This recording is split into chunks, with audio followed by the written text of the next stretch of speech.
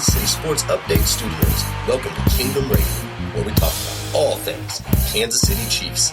Brought to you by Arrowhead Update. Join Chris and Richard on iHeartRadio, Apple Podcasts, Google Podcasts, Spotify, Spreaker, Player FM, CastBox, and all third-party applications. Check us out on Facebook platforms such as Kansas City Sports Update and Arrowhead Update. And if you cannot find us there, Google or search Kingdom Radio and Kansas City Chiefs, and you will find us. Welcome to the Kingdom.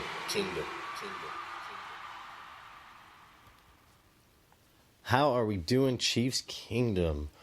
Welcome to Kingdom Radio. I am your host, Richard Smith. And tonight, as always, we have kris-Chavez with us, our senior NFL analyst. How's the night going for you, Chris? Doing fantastic. Getting a lot of relaxation before the next day, man. Good deal. And it is hump day. We still have a few days left in the work week here. And we've got some interesting things to talk about tonight here with the Chiefs. Unfortunately, Chad Henne went down with an injury and will be done for the entirety of the season. And we had brought in Matt Moore. Can you tell us a little bit about both these players, kind of talk about the injury a little bit, and then tell us a little bit about Matt Moore and where he came from, Chris? Sure thing. So, in the game on Saturday, excuse me, Henne ended up fracturing his ankle, and he went under the knife, I believe it was yesterday, and it's presumed that he'll be out for the entire season. But the Chiefs are holding out hope that he can potentially come back late in the season.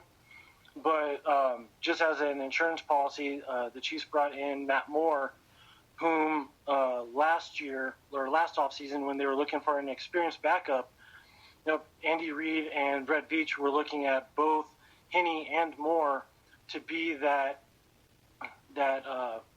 experienced backup behind the scenes to help coach up Mahomes throughout the season. Do you think we can trust Matt Moore? I feel that if something happens in the first couple weeks, I'd be concerned. I think as the season moves along, I think that he'll be more adept in our offense and playbook, and I wouldn't feel as concerned later in the season. Perfect. I think that he's got he's got a decent arm, and he has a very good understanding of the league. I mean, the guy's 35 years old. He's been playing for, I believe it was 11 years. He's got a lot of experience, and I'm not truly concerned with him as a backup. And I wouldn't be either. This is one of those things that realistically – this man will probably never see the field. If everything works out the way it should, Matt Moore will not step on the field. Is he a player that can come in a game or two during the season and possibly keep a streak going? Yes, he's got the experience to do that. I don't want to see any more of Matt Moore on the field ever other than that. Throughout the time period that he's with the Chiefs. I'll just put that out there.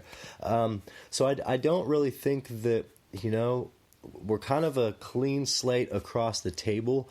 We're not really missing anything out of Chad Henne that we, aren't getting in Matt Moore. So, yeah, I think this is a solid move for the Kansas City Chiefs. And like we keep reiterating, we don't think that these men will see the field.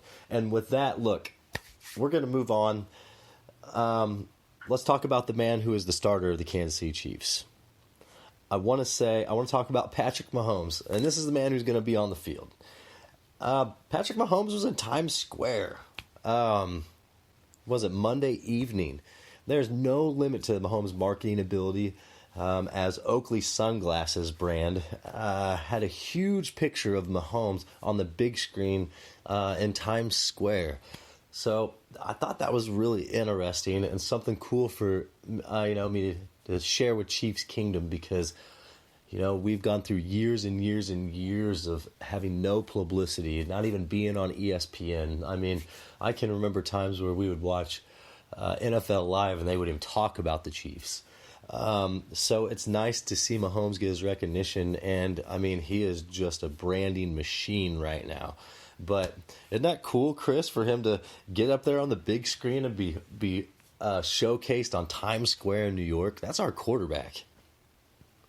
Yeah, I think it's fantastic, and it kind of really stems from his MVP award-winning season and his popularity from that.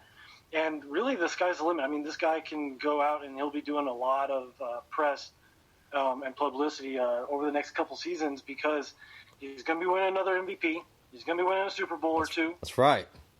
And the sky's really the limit. And I can't argue with that. Hey, that's great analysis by kris-chavez right there for sure. So look, I'm pretty excited to see Mahomes out there at Times Square. And while we're talking about marketing and things like that, I'm going to shift gears away from the Chiefs just a little bit, but we're going to stay within the Kansas City community. I want to talk about David Glass and the possibility of him selling the Royals to the Indians' vice chairman, John Sherman, who also is on the board of trustees for the Kansas City Royals and is a Kansas City native. I personally feel like that there should be high expectations for a man who grew up in Kansas City and knows, where our soul is with sports in this area. So let me ask you, Chris, what do you think of this? This is actually really, really big news, and I want to hear your excitement of this because if anybody's going to buy the Royals, let's make it a hometown guy. Absolutely. Being from Kansas City, the guy understands the importance of the Royals to the community, and I don't even want to talk about the old owner and GM, but everybody in that front office has to go, and I feel like Sherman's going to know that, and he's going to clean house, and it'll take a couple years to truly turn around the farm team and bring in his guys. But I mean, making that move is going to bring in a whole other level of excitement to the Royals, with some promise, with some hope that aside from the World Series years, I mean, realistically, those 3 years there, Kansas City Royals hadn't had for 30 years. Yes, and now we are back to where we were before those 3 years, and we're just at the bottom and the cellar again. And it's really time to, take a stand here in Kansas City. And I think, I just wonder if the city is behind this a little bit, kind of pushing David Glass to either make a move or make a financial move here because as the Chiefs, keep flourishing, we can't just let the Royals fall through the crack. Imagine 2 full parking lots, in the Truman Sports Complex. It's one of those things that we love our sports, and look how much revenue the Royals brought us those 3 years. And if we just had, an owner and a front office that cared about bringing baseball back to Kansas City and keeping it here instead of, building what we did and just kind of, tossing it in the trash and let's build all over again. The philosophies behind that front office I don't understand, and I'm with you, Chris. It's time for a complete sweep, and I think that's exactly what's going on here with the Royals. So I personally think this is the best move for Kansas City. And with that being said, I don't want to stay on this too much because, look, the Royals aren't releasing anything on this at all. They're keeping this under wraps. And I don't think that anybody will know a thing until the decision actually happens, the final decision. So with that being said, we are going to move into our next segment. This is the No Look Pass, brought to you by Sean and Keogh Music Solutions, providing everything from simple background audio to complex creative audio pieces. Bring your project to life with Sean and Keogh Music Solutions. All right, this is the No Look Pass brought to you by Sean and Keogh Music Solutions. Tonight, Chris. Okay, so let me backtrack. The No Look Pass is where me and Chris ask each other a question off the top of our heads to test our football knowledge. And Chris, my no-look pass to you tonight is, okay, as I was at Arrowhead Stadium for the Chiefs game, I'm walking through the corridor and I happen to look down at my phone. And I see this notification. And when I see this notification, my mind was completely blown.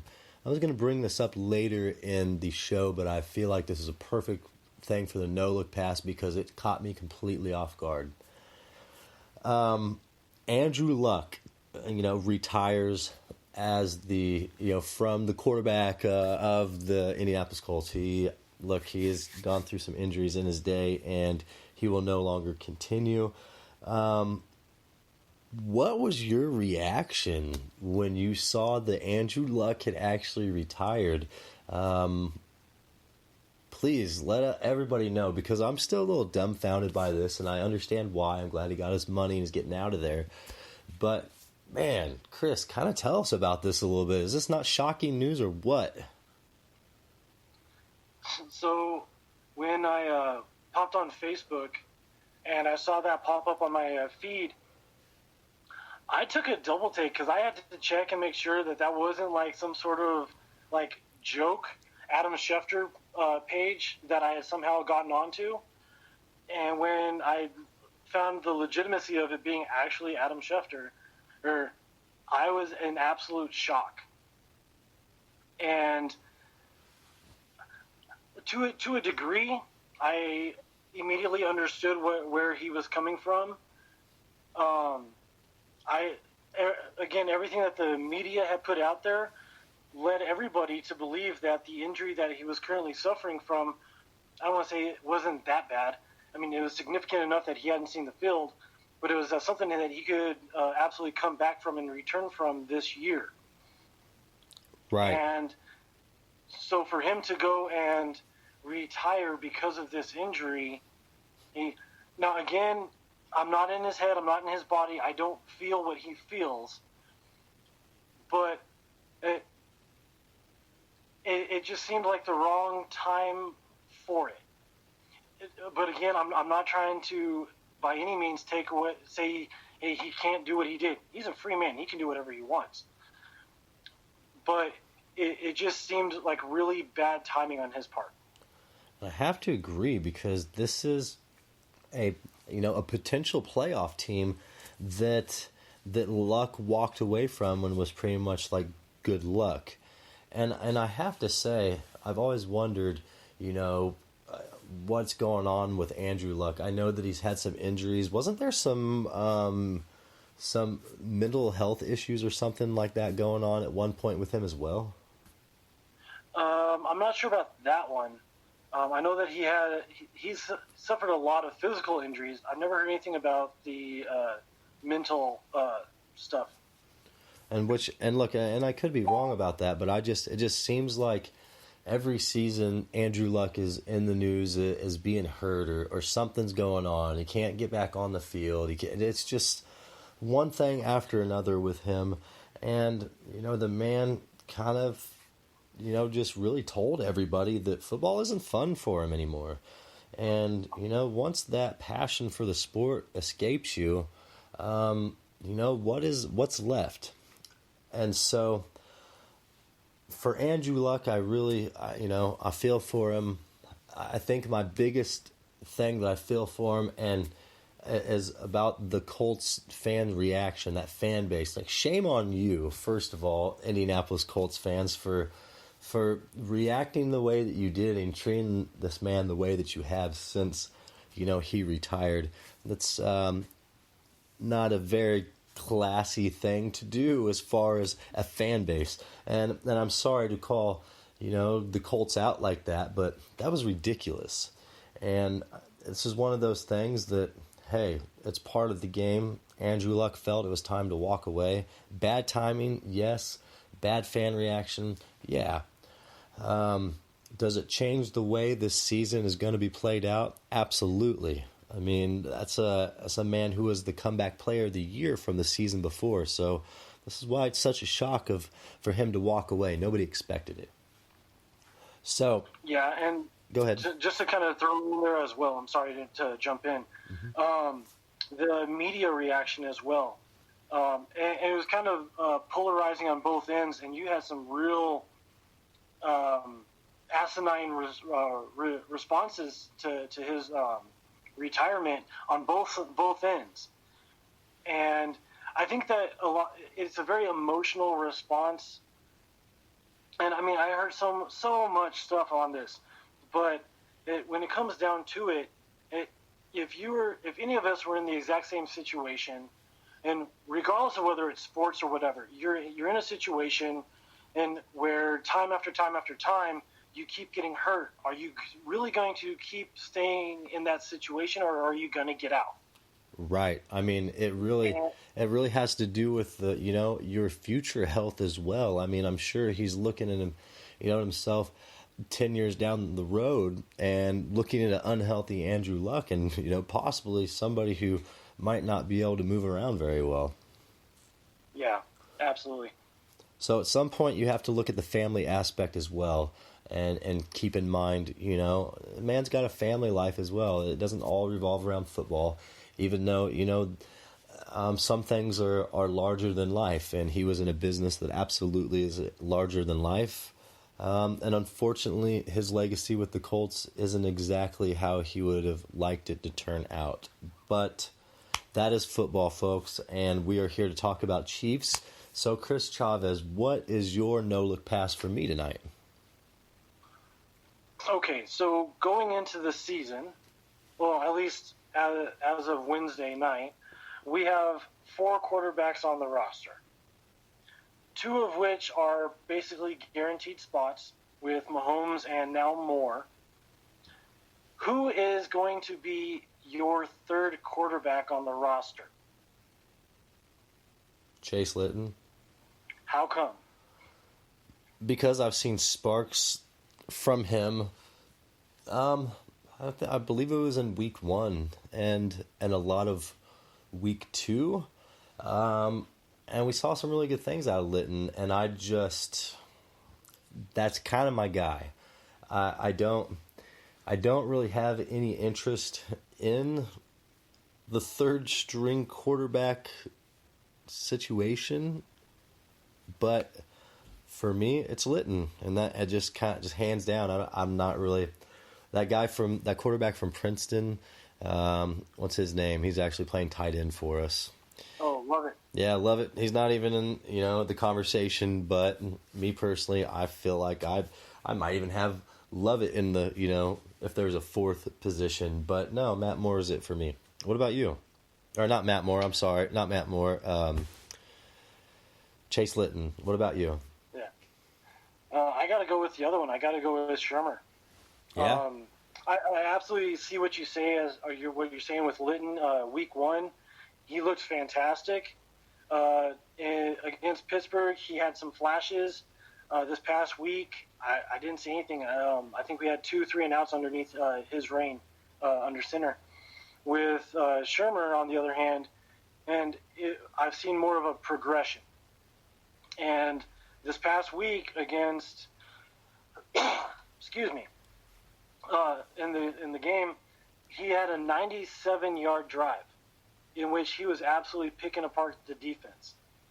And even some of the plays that didn't count because of penalties that got called back, he was throwing some really accurate, deep passes along the sideline. And by no means does he have a big arm. He's not going to be able to throw passes like Litton or like Mahomes extremely deep. But the guy has the football mentality, and he can really read the field, read the defense. And like you were saying, like third string quarterback, is this guy ever really going to see the field? He's probably not. But I think that if we can keep him on the roster and develop him, he could end up being our backup of the future, and potentially even have so much value that we could potentially trade him away and get some draft picks in return somewhere along the road. He'd be a Chase Daniels. Yeah. Which that's fine, if we can, build up a solid 3rd string quarterback. I mean, hey, I can't argue with that, put him up to 2nd string. But for me this year, I'm just kind of flying with Litton, and it's it's one of those things that I really liked what I saw out of him, and just like you liked what you saw out of Shermer, and he's done some things. I'll give it to him. For me, it's kind of a toss-up. Either way, I feel like we're going to get, somewhat of the same production. Their game's a lot slower than Moore and Mahomes, and that's a huge deal as well. Oh, absolutely. So you kind of have to expect that of a first-string quarterback. Right, absolutely. So, with that being said, that is the no-look pass for this evening. We're going to go ahead and move on. I want to talk about Braylon Speaks because this man had surgery for a sprained MCL and also a meniscus injury to the right knee. And he could be out up to 8 weeks, but that actually cannot be determined at this time. The healing on his partial tear is a little bit different than a full tear and is kind of, how his body wants to react. So this is a thing that is, that's kind of a hit to our defensive line. And, as we go into this next segment here, touch base on this, but that kind of changes things and our decisions with our depth chart going into our final cut week here. So, it might change a little bit of the aspect of our bubble players for this Packers game. So tell me a little bit about Braylon Speaks and what are we going to do to supplement his production on the field?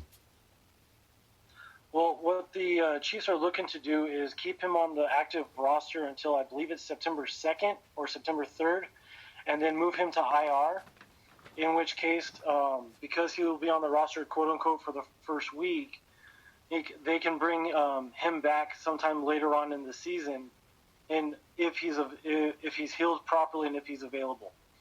I think that we're probably going to end up keeping we'll definitely be keeping a player that probably wouldn't have made the roster. And beyond our starters and beyond K-Pass, defensive end, I was kind of expecting a little bit more from them. Mm-hmm. The backups and the third string were really letting me down. Yeah. And I think that losing Speaks is going to really be a big hurt because he and K-Pass on the second string looked fantastic. And now we're going to have to be bringing on a third stringer, possibly even a fourth string guy. If this weekend he ends up overtaking the guy ahead of him, and I'm not completely sold on that. So do you think that we should be exercising an opportunity to possibly sign a free agent or possibly finagle a trade in some way? Yeah, I think that's definitely going to be on the table. It's good that we still have some cap room left. Oh, absolutely. We still have a ton of cap room left. We got $21 million still in the bank looking to get used going into this next weekend.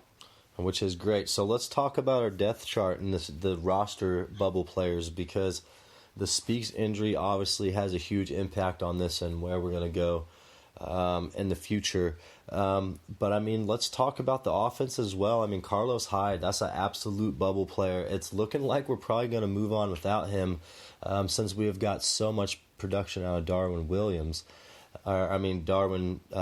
Thompson. But would Darrell Williams also be on the bubble as well? I don't think so. I think that the two Williams boys are going to be locked in, as well as Thompson. Both of the Williams, both Williams haven't really seen a whole lot of action, but when they have seen action, they've done pretty decently. And then Thompson absolutely has lit it up this preseason. And as they announced this in this last game, he currently holds the second spot on the depth chart right now for running back. And I don't know if we're going to end up going with a fourth running back on the roster. I think we could probably let him go. And I think we really could too. I really like, that thought process there. 3 running back deep, a running back by committee. I think we'll be all right there. I was wrong about Carlos Hyde. I really thought that he'd bring something to the table other than fumbling the ball, which he seem to be a little bit consistent on that. So, I'm really sold on our running back by committee here, and I think we'll be all right without Hyde. What about Cam Irving? That's a name that doesn't really get brought up enough as it should. Is this another bubble player, Chris? Absolutely. Irving has really struggled in his backup offensive tackle role, and in this last game, they moved him to or had him start at left guard, and moved Wiley out. And I'm not going to say it was a great move. Irving didn't necessarily light it up, but he at least showed some potential there. We always like what's the word I'm looking for? Versatility in our backups, right. And Irving being able to play guard and tackle, well, that brings a lot. But then having brought in Jeff Allen as well, and let's be real, we have some really young talent. They still need to develop, but they show a lot of potential. Yes. And I think it's going to really come down to, does Reed and his O-line coach and Bieniemy, do they see those young guys having more potential than what Irving has and what he'll bring? And so it's really going to come down to that. And I can't really answer that right now because I haven't been at the practices. But based on what I've seen in the games, I think that Irving is definitely on the wrong end of the cut line right now. And he is. And, I have to say, this is probably one of the more interesting conversations, even, given the position, because there's a lot of aspects that tie into this. And I think it's a closer race than people give Cam credit for. And, I think he's on the outside looking in too, but that's a close one. That one could go either way. So yeah, and if we end up keeping him, I would not be upset by any means. The more depth on the O-line, the better. Right, absolutely. So let's talk about who is going to replace Kemp for the last roster spot. For the Chiefs wide receiver core. We're talking about, Custis, Dieter, or Cody Thompson. Where are we lying there? Who's your guy, Chris? Dieter's not even in the conversation for me. Exactly, me either. But I really, because he's a bubble guy, and that's my thing. Is, this is I say Dieter's gone. I say Thompson's gone. It's hard to say goodbye to Dieter because he's done well for us in the past. This offseason, due to the injury, we haven't seen him on the field. We haven't seen him do anything. We've seen Thompson come in, and he's leading the team in catches this season, or this preseason. Custis, with the big free agency roster or signing bonus, he hasn't really lived up to that. I think that Custis is probably going to end up being more of a practice squad guy. Mm-hmm. I think that Thompson ends up taking that last wide receiver spot. And I would be fine with that because here's my thing is you really have seen a lot of, flashes out of Cody Thompson. Custis is kind of a built-up name. And we're talking about production here. So, Chris, I guess I want to roll with you on the Cody Thompson after you brought up some key points and, kind of assessing Custis' role, throughout the first 3 weeks. I want to go with you on that one. So, yeah, I would say Cody Thompson is going to take that last spot in the receiving core. Now, another thing that we left out of that conversation is Byron Pringle. Yes, Byron Pringle. Pringle has shown flashes. He hasn't been as consistent as Thompson. I think that tomorrow's game could really be the make or break for both of those guys. I feel like Pringle could make our roster for special teams. Absolutely. And I think that's going to be the deciding factor in that last spot. I haven't really seen Thompson on special teams at all. and I haven't either. So okay, let's talk about that then, because he really could sneak in and take that last spot from Thompson, given the special teams role, because that puts him in an immediate position to produce for the Chiefs. Yeah, and contribute, which is what we're always looking for on those guys who aren't seeing the field on every down, and especially at the sixth slot as a wide receiver, you got to be doing something other than holding a clipboard, or get out there on special teams, and Pringle can absolutely do that. I think Pringle and DeAnthony Thomas lining up at on kick returns or on kick coverage, excuse me. I think that's going to really pose some problems for return game, or in the return game for other teams. And it really could. So honestly, it's a toss-up between the two. Let's touch base on the tight end position here real quick, because we got Deion Yelder, John Lovett, Blake Bell, Nick Keiser. I personally want to see more from Deion Yelder. I think we could see more from him. If he has an extremely productive week and can keep his hands on the ball, I think he might pick up, a really good... It might be a good situation for Deion Yelder. I don't want to say he'll be second or third string. I don't know where it's going to fall.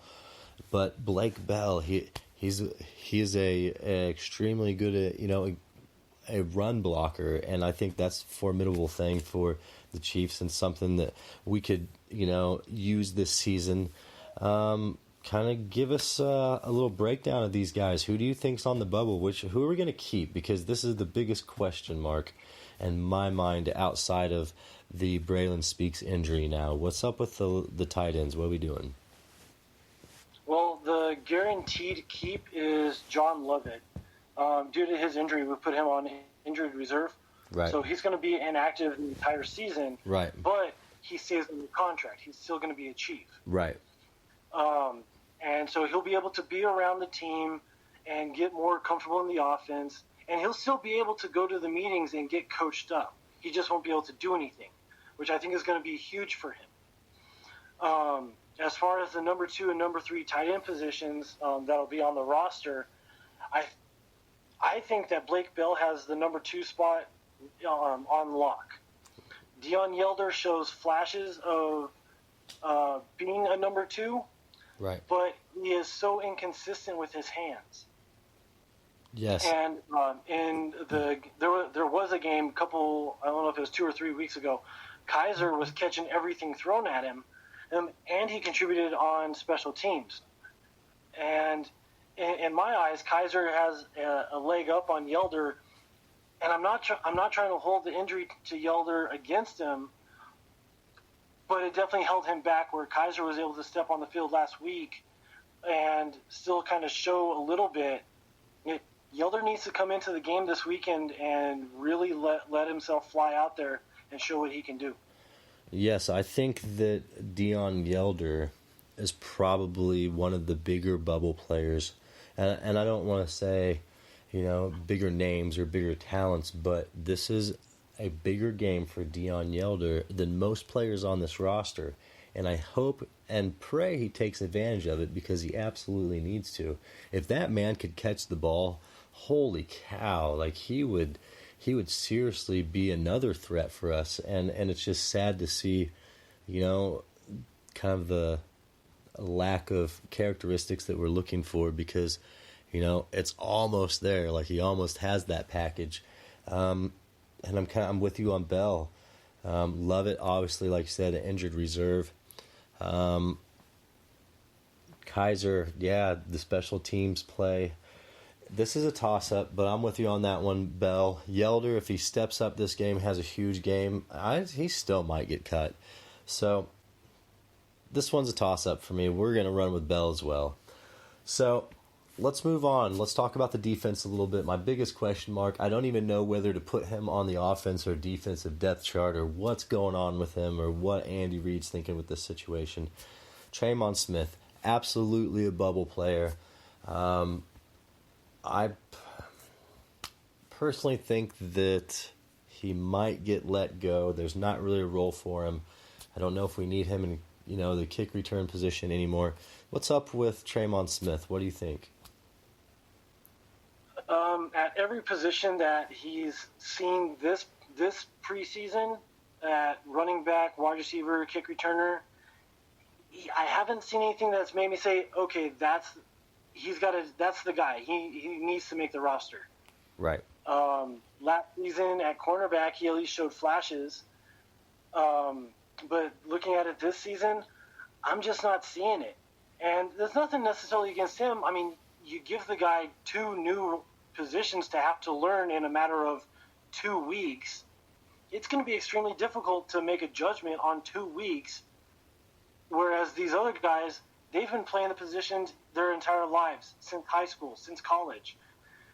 And I think that's really unfair to Tremon Smith. But on the flip side, I think that the Chiefs moving him around were doing everything that they could to try to find a place to keep him on the roster. Yes, and I completely agree. And like you said, I don't think it benefits Tremon Smith at all, because when a team moves you around that much on the roster and then they don't find your avenue or your role in the team and they let you go, that absolutely drops your stock tremendously. So as much as they were trying to help Tremon Smith, I think it's going to hurt Tremon Smith in the long run once Kansas City finally parts ways with him, because it's absolutely coming. And it's one of those things, it's business. So yeah, let's I definitely think that his value is probably going to be through a trade to somebody like Miami, and then they'll just bring him in as a kick returner. Yeah, I mean, they could possibly do that. I could see him in a Dolphins uniform.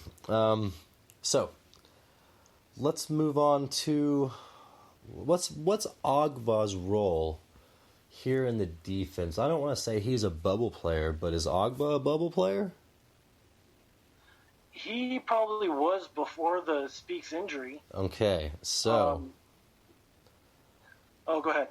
So this is one thing that I wanted to talk about, but I wanted to wait till we got to the bubble players.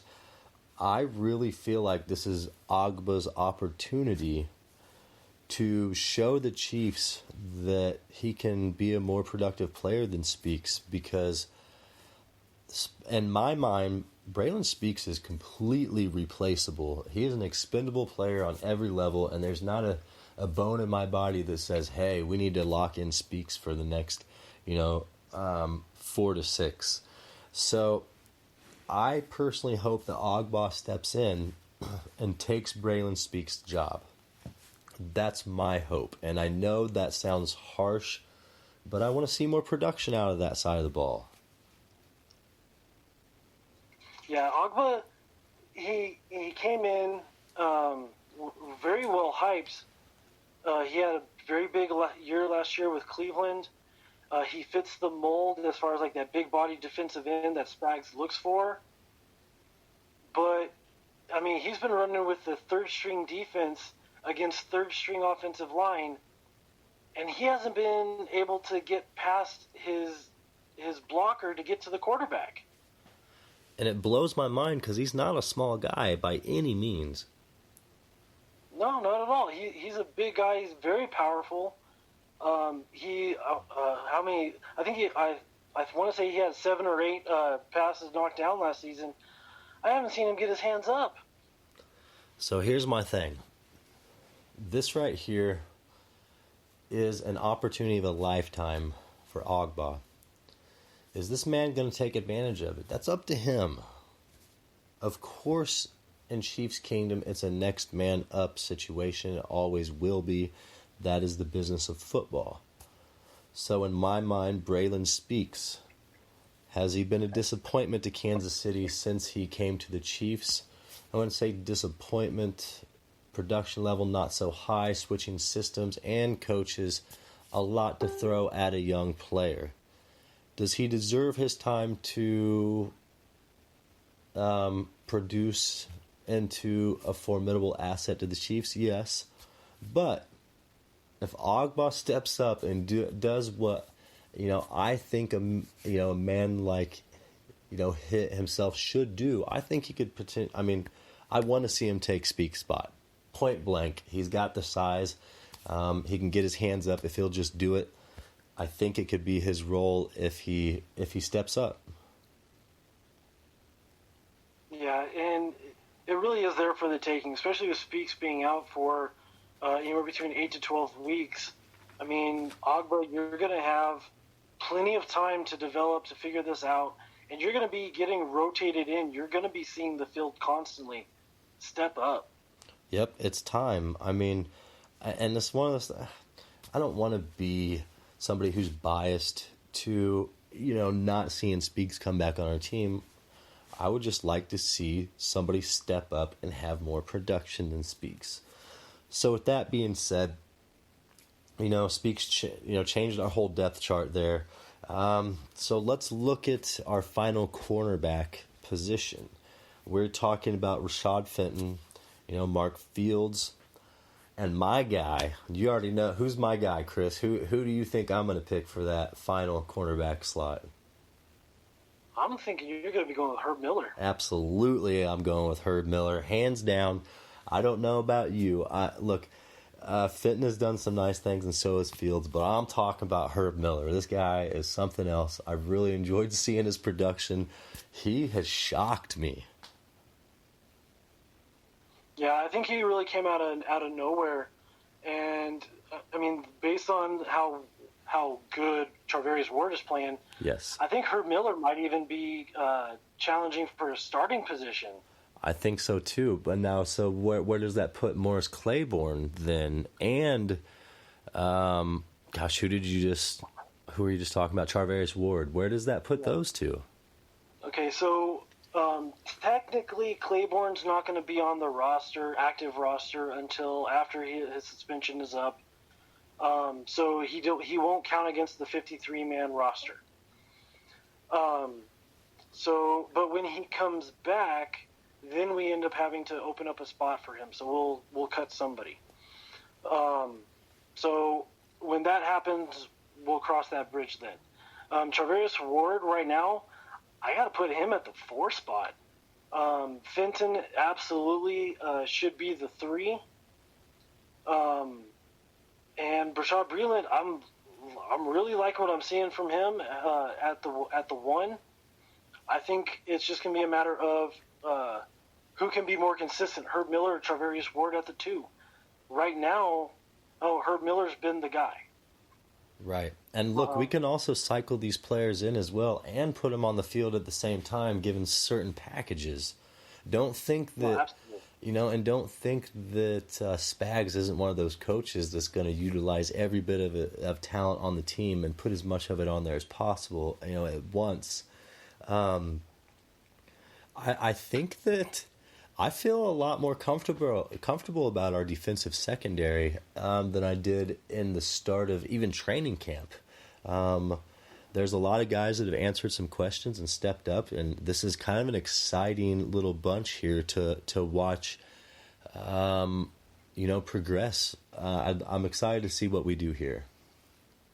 Yeah, and just to kind of touch on or go back to that 5th spot that you were talking about, there was a name that you left off who early in training camp, he was making a real name for himself in DeMontre Wade. As training camp went on, he kind of fell back and everybody else kind of came up to him and overtook him. Right. So for that 5th spot, we're kind of looking at Rashad Fenton, Mark Fields, and DeMontre Wade. Right now, between those 3, I got to put Mark Fields as my guy A, Fenton as my B, and then Wade as my C guy. See, here's the thing: is Wade hit his ceiling, and everybody else progressed past him. So Wade is absolutely gone. Yeah, I have to say that too. It's still exciting though. I'm excited to see what happens here, and I don't think that. Look, a month ago we weren't sitting here saying this about our cornerback group, so that's something to be aware of as well here in Chiefs Kingdom. Is our group has progressed and we have gotten better as a unit. So with that being said, look, it's the Chiefs-Packers tomorrow evening. It's Game 4. This is really to solidify our depth chart. All these bubble players that we had just discussed, that's what this game is for. We probably won't even see the starters on the field, so it's not really something to get too excited about. But this is Week 4. We all know what's coming next. The regular season, we have a lot to get excited about. Chris, is there anything you'd like to add to the show tonight before we go ahead and end the broadcast? Just throwing it out there, it has nothing to do with the Chiefs at all. But Miami, could you please make the trade for Jadeveon Clowney so that he can terrorize Tom Brady 2 games a year? Please, do it. I love it, Chris. I love it. So check it out. I want to thank the Lot J tailgating crew out there at Arrowhead Kingdom for letting Kingdom Radio come do a live show last Saturday at Arrowhead. I'd like to thank Kingdom Radio for my staff for everything that they did. I would like to thank Arrowhead-update. It was a blast. Kingdom Radio got to interview Miss Nicole and Rico Freeman for the We Up Now single, Chiefs hype song for the season. She did the Are You Ready song and video last season for the Chiefs, and she also just performed at the at training camp. So look for that. We will I will be in the music video coming up. I'm really excited about that. But thank you, fans. It was all because of you. I really enjoyed my time out there at Arrowhead Stadium, and there will be more live events to come, and we will let you know about those soon. Chris, thank you for coming on the show tonight. We're going to get out of here. It is late. Have a good evening. Chris, you have a good evening. Oh, you too, man. All right. Well, Kansas City, you all have a great evening as well. I'm going to hop off here and enjoy the rest of my night. Enjoy the game tomorrow. We will have some post-game action going on with that game. A few highlights here and there, and then we're going to talk about all these roster bubble players again and see where we stack up. So thank you, Kansas City, for tuning in. Have a wonderful evening.